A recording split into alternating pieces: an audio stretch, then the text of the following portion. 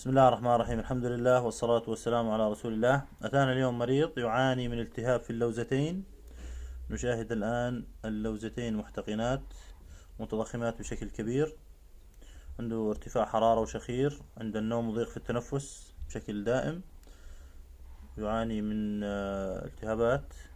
إن شاء الله اليوم الجلسة الأولى والأخيرة هي راح تكون بإذن الله مع بعض الوصفات، وسيشفى من اليوم الأول بإذن الله، ولكن يأخذ العلاج لمدة أيام بسيطة، وبإذن الله يتخلص من مشكلة اللوزتين إلى أجل بعيد بإذن الله.